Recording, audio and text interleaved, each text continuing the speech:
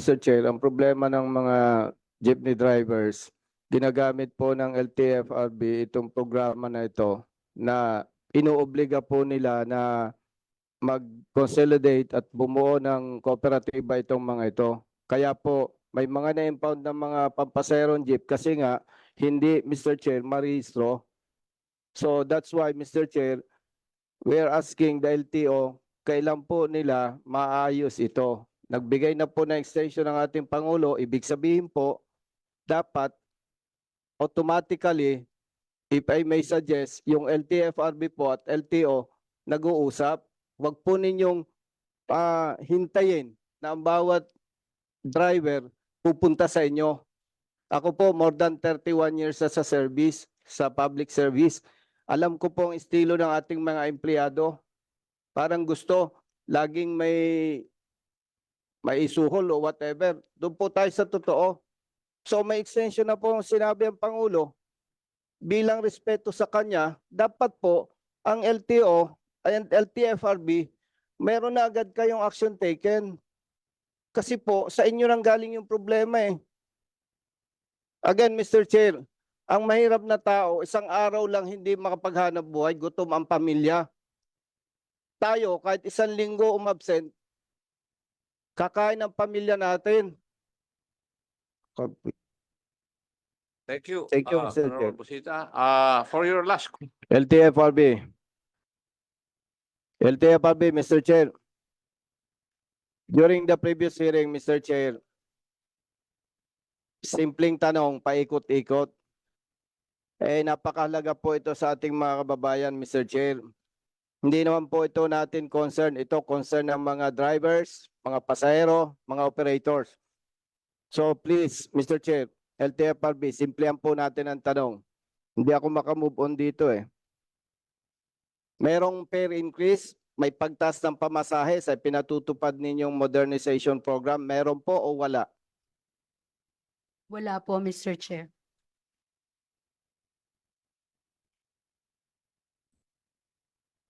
Pambira, Mr. Chair, may ebidensya na nga po ako eh. Where is RD Region 6, LTFRB? Mr. Chair. is the RD of Region 6 present. Please take your seat. Ba gusto nyong magpakulong? Ay nako. Yes, Mr. Yes, Mr. Chair, baka first time nating magpakulong ng lawyers. RD Region 6, LTFRB. My time is running. Umupo ka na dyan o tumayo ka. Don't worry, Your Honor. Hindi ko idinilak sa oras mo. Thank you, Mr. Chair. Salamat at senior officer ko sa PLPC General ako. Good morning, Mr. Chair. Good morning. LTFRB. You're recognized to answer the queries of the Honorable Busita. Thank you, Mr. Chair. Under oath po kayo, LTFRB Region 6. Yes, Mr. Chair. Okay. Simplihan po natin ang sagot. Sayang ang oras. Gusto ko po malinaw sa kababayan natin. Sa pinatutupad ninyong modernization program, may mga bago na kayong sasakyan sa Region 6. Tama po ba o mali? Tama, Mr. Chair. Doon sa bagong mga sasakyan, nagtaas na kayo ng pamasahe po ba o hindi? In a way, Mr. Chair, we were sent. Yes. Teka. Okay. I'm sorry, Mr. Chair. Are you a lawyer? No, Mr. Chair.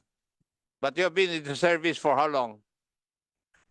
In LTFRB, 6 years, Mr. Chair. Maliwanag po naman yung katanungan ni Honorable Busita. Kindly answer yes or no. Yes, yes, Mr. Chair.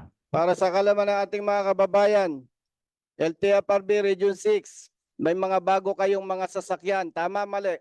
Tama, Mr. Chair. Nagpapatupad kayo ng mataas na pamasahe na o hindi? Yes, Mr. Chair. Klaro. Attorney Lainez, Yes, Mr. why Chair. are you telling us na hindi kayo nagpapa-implement? Are you telling us na hindi ninyo alam nangyayari sa region? Mr. Chair, pwede ko pong Hindi, ipaliwanag. ang tanong ko po, alam po ba ninyong nangyayari sa region? Alam po namin, Mr. Now, Chair. sabi po ninyo, wala kayong pinatutupad. Are you telling us nagsisinungaling ang LTFRB Region 6? Nung tinanong niyo po ako, Mr. Chair, ang sabi niyo po, pag-increase dahil sa Malinaw po. modernization. Ang sabi ko po, kung may pinatutupad kayong increase dito sa modernization, kung Opo. meron na. Ang sagot po doon ay hindi po, wala po. Pero ang tanong niyo po sa kanya, kung nagtaas ng pamasahe para sa mga modern units, nagtaas po kasi nagtaas din po sa traditional. Pero hindi po yan dahil lang sa PUV modernization Excuse program. po. Your Honor, remember, abogada kasi yung kausap mo eh. Kaya naintindihan ko yung sagot niya eh. Kaya base specific pag yung Okay, let's lawyer. be specific, Mr. Chair. Linawin ko po meron ng modernized vehicle particular sa Region 6. Tama po. Tama po. May ini-implement po kayong pagtaas ng pamasahe which is 40% sa Region 6 para sa modernized vehicles. Tama po, mali. Tama po dahil po may petisyon para sa fare increase, hindi lang po sa modern, kung hindi Mr. pati sa Chair- Mr. traditional Chair. PUJ. Alam nyo po, kanina pa ako, pasensya, tao lang tayo. Kanina pa po ako mainit ang ulo eh. Ang daming nagugutom tapos paikot-ikot pa. Simplihan po natin kasi limited po yung time. Una, linawin natin. May modernized vehicles sa kayo sa Region 6. Tama po. Tama po. Nag-implement kayo ng increase ng pamasahe. Tama po. Tama po. Yung ini-implement yung increase, magkaiba yung sa traditional jeepneys, magkaiba po sa modernized vehicle. Tama po. Tama po. O malinaw, Mr. Chair. Mr. Chair, if I may be allowed, meron po akong video na gusto ipakita eh. Maikli lang po. Thank you, Mr. Chair. Comsec, please.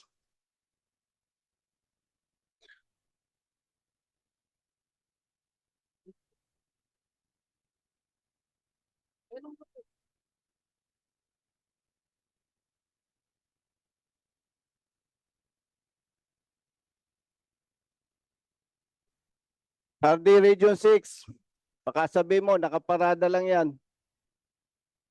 Magpapakulong ako ngayon with the approval of the Honorable Committee.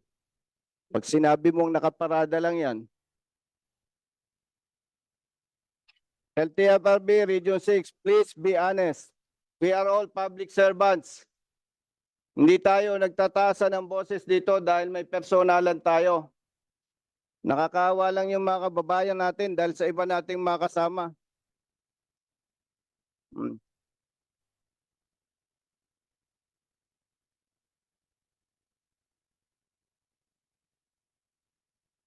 Land Bank.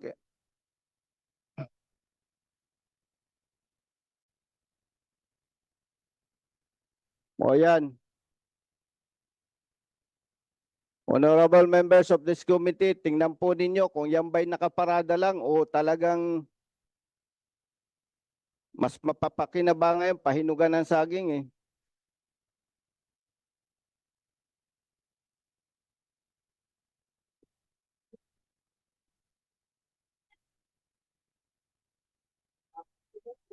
O wala nang gulong. May mga damo na. Imported po yan. Siguro, Honorable Busita, identify din natin muna saan kinunan yung video. Iloilo, Saan Region yan? 6. Sa LTFRB impounding No, area? no. Sa Sa cooperative terminal. terminal nila Yes. ng cooperative. Mm. Kailan pa? Bago lang po yan, Mr. Chair. May witness po ako kung kakailanganin. Kaya nga po binibigyan natin ng opportunity yung LTFRB Region 6. Pasinungalingan po niya. And with the support of this honorable committee, kung pwede, magpakulong po tayo doon sa sinungaling. Hindi, sige muna. What's your point in showing this video? Kasi po, pinapakita po natin dyan, Mr. Chair, nag-uumpisa pa lamang, napakadami ng nakabasurang sasakyan. Much more, pag pinayagan po natin itong ginagawa ng mga kasama natin, pilit itinutulak yung imported vehicles, marami pa po na masasakripisyo. Yan po ang punto natin, Mr. Chair, na dapat natin pigilan. Basura yan eh. Mr. Chair. Mr. Chair, okay to You cannot continue, Mr. interpolate Chair. the fellow member. No. I'll just ask the LTFRB. Anong stand nyo dyan? Ano ba yan? Ano ba yung pinapakita ni Honorable Busita dyan? Yes, Mr. Chair. Mr. Chair, if I may. With Go the indulgence of Honorable Congressman Garcia, sir. Let's not ask the LTFRB Central Office. Yan po ay concern ng LTFRB Region 6. Yes, please. Paki-explain lang ano yung mga pictures na pinakita ni Honorable Busita. Mr. Chair, I have just seen the video now and I saw the name of the cooperative. And with the indulgence with the Honorable Congressman, I would like to also investigate because I overheard behind me that familiar sila sa cooperative. And Yes. there's my dispute. Honorable, with your indulgence, Honorable Congressman Garcia. Simple. RD Region 6, hindi niya alam nangyayari sa region po niya. Ibig po bang sabihin, totoo yung espekulasyon natin na kayo, ini-implement ninyo, wala kayong pakialam sa kooperatiba. Imagine, 6 years from LTFRB Region 6, Mr. Chair, para ka lang isang commander ng isang komande. Hindi mo alam? Mr. Chair, again, kaya ko po pinapakita yan. Gusto kong makarating sa ating Pangulo, President BBM, na nag-uumpisa pa lang tayo, ang dami na nating basura. At wag nating hamakin yung ating traditional jeepneys. Wala tayong makikitang basura na katulad niyan. Magkano po yan? Millions of pesos. And Mr. Chair, pag hindi napigilan ng ating Pangulo itong ginagawa ng ating mga kasama, hindi magtatagal, basurahan na tayo. At hindi, now, gusto ko lang, Mr. Chair, malaman sa LTFRB. Sasabihin pa po rin ba ninyo na hindi nyo alam yan o baka meron kayong staff na magko-confirm?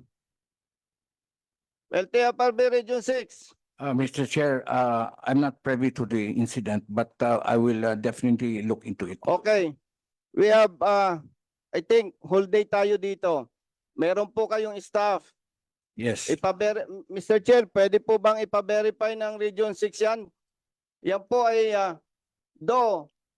may witness ako, bago yan. And in fairness to LTFRB Regional Director, Regional Chief, hindi rin man tama na i-insist ko na yan ay tunay at totoo. Will you verify, Mr. Chair? Maybe you should identify also the exact place where Mr. Chair, yan po ay sa Iloilo. And more than, I think, 6 years na si RD, Region 6. Hindi ko na po kailangang, masyadong mainsulto naman siya, Mr. Chair, kung i-identify ko pa yung exact address. yeah, but kung di naman applicant yan eh. Paano Kooperatiba yan, Mr. Chair. nag-apply with the LTFRB? Mr. Chair, yan po, kooperatiba yan. And modernized vehicles yan, Mr. Chair. Yes. Yeah, Mr. Chair, excuse lang. Yes. RD, no? Matanong ko lang, based lang dyan sa pinakita ni Congressman Busita, based lang doon sa pinakita niya, can you give me a comment lang na ano masasabi mo? Wala pa tayo na totoo yung picture, ngayon yan. Pero based sa facts na pinakita yung picture na sira-sira mga modernized jeep, ano masasabi mo dyan? Well, Mr. Chair, I wouldn't want to speculate. That's why I would like to gather the exact facts so I could present. No, hindi kita, based nga sila kasi kami, nakita namin, ang dami, di ba? Ano una mong may isip pag nakakita kang ganun kadaming sasakyan sa lugar mo pa? Well, I would see it in a way, may problema pag manage sa co-op. Co-op ang may problema. Yes, Mr. Hindi Chair. pa pwedeng in-import lang yan, hindi pa nabebenta or what, di ba? Kasi talagang tama si Congressman Busita. Sira-sira na. Ilang taon na yan dyan, di ba? So ikaw man ang lumagay sa kanya, based lang doon sa napanood ng video, as a official ng LTFRB, ano mako-comment mo doon? I will initiate the investigation, Mr. Chair. No, I mean now. Nakita mo ngayon. Wala Yeah, kang nakita ko investigation. ran. I got the name actually of the cooperative, and I will concur with the good congressman that I will call my staff now and look into it right now, so I can update the good congressman. Update pa lang dun sa pictures. What I'm asking you is ngayon nakita mo ngayon, napanood mo, ano nararamdaman mo? Bilang ikaw ang RD ng Region 6 at sa lugar mo nangyari yan. Well, honestly, not good, not good, Mr. Chair. So you feel bad about it? Yes, Mr. Why? Chair. Well, it would represent the region that regardless kung fault sa co-op or not, it really would represent the region that the co-op, regardless, mismanaged, so it won't look good. It won't look good. Yes, Mr. Chair. So yun nga, yun yung point ni Congressman Bisita. Please, Yes, Mr. Chair, will do that. Thank you, Mr. Chair. RD, Yes, sir. yung pinakita sa inyo ni Honorable Busita, doon pa lang sa previous hearing, pinakita na yan, di ba? If you were present. Mr. Chair, with your iba pa po yan, additional pa po yan, Mr. Chair. Yung mga nakatambak na sasakyan. Nauna po yung previous hearing, Mr. Chair, iba po yon, ito po, latest. Kaya nga, the committee hereby directs you to look into this matter and submit a report to this committee, copy furnished the Honorable Busita's office. Duly noted, Mr. Chair. Thank you. TFRB, sa ngalan ng public service, paumanhin po, ito yung aking observation. Sa consolidation po, itatanggi ninyo at itinatanggi ninyo na pinipilit ninyo, inuobliga ninyo ang mga drivers, operators to consolidate and join sa kooperatiba or corporation. Sinasabi po niyo yan. Pero bilang retired police, hindi naman tayo paniwalain sa chismis. Binabalidate po natin yan.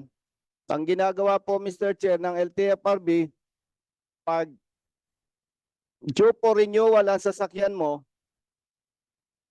uobligahin kang pumirma para do sa consolidation at isosurrender mo ang iyong prangkisa.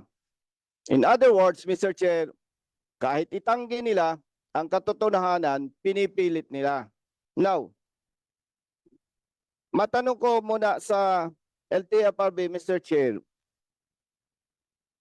alam po ba ninyo yung Republic Act number 9520?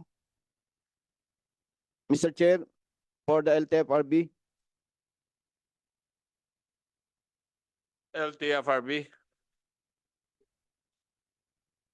Mr. Chair, the Cooperative Act of the Philippines, Mr. Chair. Yes, thank you, Mr. Chair.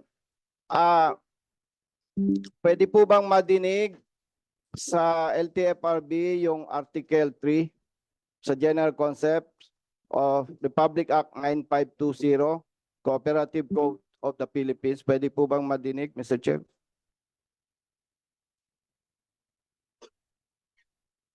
Read Article 3, Mr. Chair. Yes po, Article 3.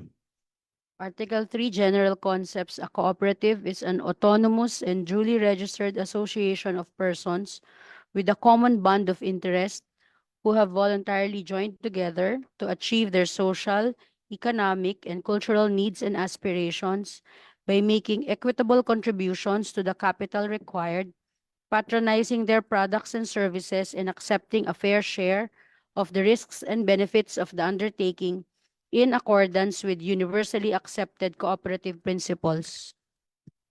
LTFRB, tama po ba? Ang ganda. Tama po. Tama po. Napangiti si ma'am. Actually, Mr. Chair, kaibigan ko yan eh. Kaya lang, sa ngalan ng public service, ceasefire tayo. Doon po, Mr. Chair, sa binasa po ng LTFRB sa Article 3 of Republic Act 9520, may nabanggit po doon with a common bond of interest. LTFRB. Yes, Mr. Chair. Ang dami pong complaints.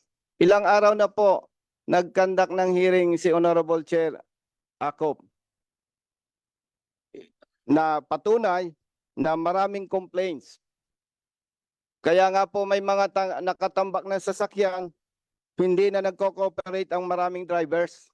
Dahil ang ramdam na po nila, with all due respect, ang ramdam po nila, niloloko na sila. Sinurrender yung prangkisa, sinacrifice yung pinaghirapang mga sasakyan, nag-join sa corporation, ang laki ng kinolekta ng corporation, kung ano-anong fees, nandyan din yung mga kooperatiba, may nagsabi pa dyan, nakatanggap ng 400,000 per unit, a total of 16 million pesos. Ang dami, Mr. Chair. So, dagdag ko lang, Mr. Chair, may nabanggit po din dito na who have voluntarily joined together. Mr. Chair, pwede bang malaman sa LTFRB, voluntary pa ba yung ginagawa po ng ating mga drivers and operators? But before you answer, Madam, please. Nagagalit po ako, hindi dahil for whatever reason, nagagalit po ako on behalf of our kababayan na umiiyak na. And by the way, Mr. Chair, hindi ko po ugali ang manakot. Ako po ay nagmamalasakit sa inyo. Pag hindi po natin ito naayos, nalalagay po sa peligro ang buhay ng iba nating mga kasama. I'll be honest with you, marami na po ang nagagalit sa LTFRB. Dahil dito, marami na po ang nagugutom, marami na po ang umiiyak. Hindi po ako nananakot. May malasakit po ako. Kung hindi po natin ito maiayos, nalalagay po sa peligro ang buhay ng iba nating mga kasama. To continue, yung po ba voluntarily pa? That would be your last question, Your Honor. Yes, Mr. Chair. And before LTFRB will answer, I would just like to announce to the members of this committee that there's a directive from our authorities that there will be a caucus of all members at 1400 hours or 2 o'clock this afternoon. So this hearing will end at 2 o'clock or 1400 hours.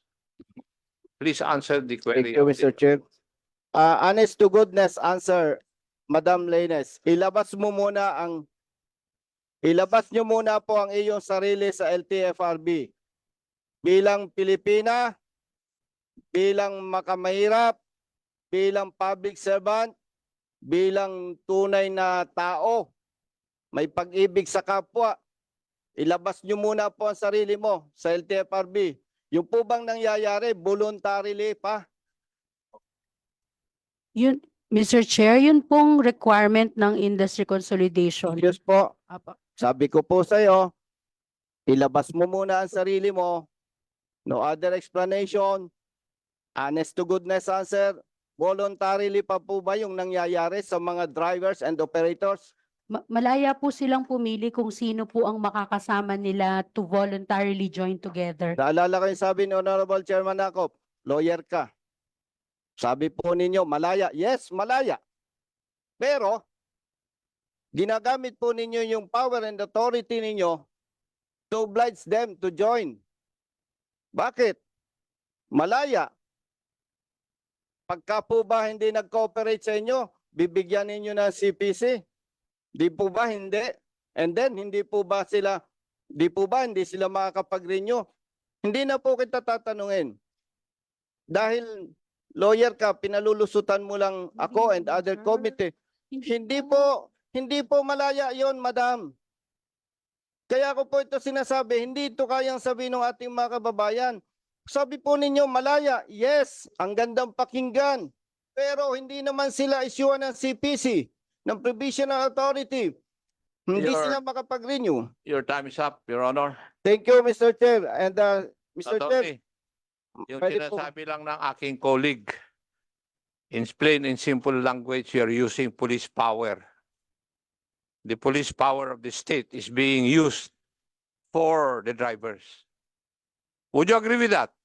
Yes, Mr. Chair. Yun ang ibig sabihin ni Honorable Busita. Natakot ako, Mr. Chair, kasi ano siya kanina nang magko-contempt po eh. Ay, hindi. Kung hindi mo masagot ng tama, he can move to cite you in contempt. Opo. It's part of our rules, madam. Yes, Mr. Chair. Yeah. And Are you satisfied with the answer? Talaga namang ginagamit nila yung police power of the state eh. at sa salitang Tagalog, sir, pasensya po. Pasensya, Mr. Chair. Walang personalan, public service lang. May pang-aabuso po kasi. Pasensya po, Mr. Chair. Kung mali po ako, pasensya po. May pang-aabuso dito.